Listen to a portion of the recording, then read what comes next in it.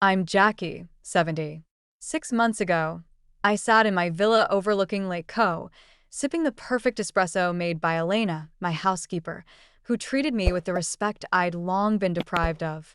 It was a far cry from the humiliation I endured at the grocery store. That fateful day at the store, my daughter-in-law, Lily, told the clerk, "That old woman is the maid. Don't talk to her." My son, Ryan, and grandson, Tom, burst out laughing. They had no idea that I owned 40% of that very store, not to mention a substantial fortune. It all started when Lily insisted on going grocery shopping with us. Lily came from a wealthy family, but she was greedy and controlling. She always had an ulterior motive for everything she did. Ryan, my son, was a kind-hearted man originally, but after marrying Lily, he became spineless and always took her side. Tom was just a 12-year-old boy, easily influenced by his parents. I used to be a strong and independent woman. I ran a small catering business from my kitchen. People loved my home-cooked meals, especially my lasagna and chocolate cake. I had regular clients who booked me months in advance. But when Lily moved in 5 years ago, she convinced Ryan that I should retire. She said having strangers in and out of the house was a security risk. One by one, she found reasons to stop me from taking new clients. I moved into the smallest room in the house at Lily's suggestion.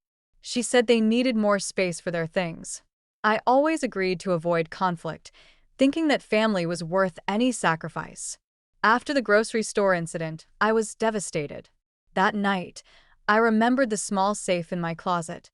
Inside were bank statements, investment records, and property deeds. After my husband left me when Ryan was a child, I was terrified of being financially vulnerable again. So, I'd been carefully investing every penny I could spare from my catering business and small inheritances from distant relatives. I realized that I'd sacrificed my dignity and myself for the sake of peace. The next morning, I decided to take action. I visited the owner of the grocery store, Mr. Thompson. He was an old friend and was thrilled that I wanted to take a more active role in the business. He also recommended an attorney, Ms. Johnson, who specialized in estate planning. I met with Ms. Johnson and told her about my situation.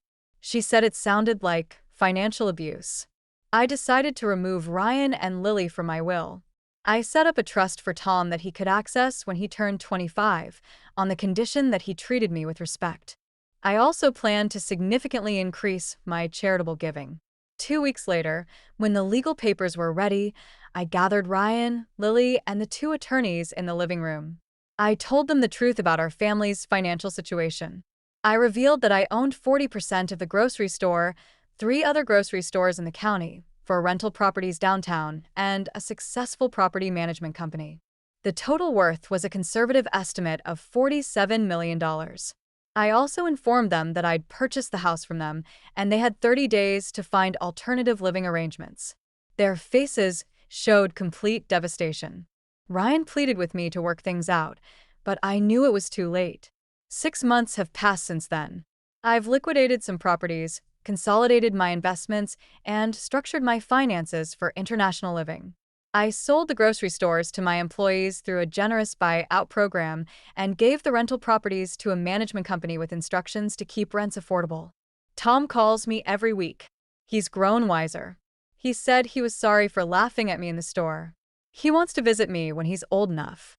Ryan has tried to call me, but I've refused. Lily sent me a letter full of threats and pleas, but I burned it. Now I'm living a life I've always dreamed of. I'm surrounded by people who respect me, and my money is being used for meaningful causes. I'm 70, and my real life has just begun. What would you do if you were in my place? Have you ever been through something similar? Comment Bilo?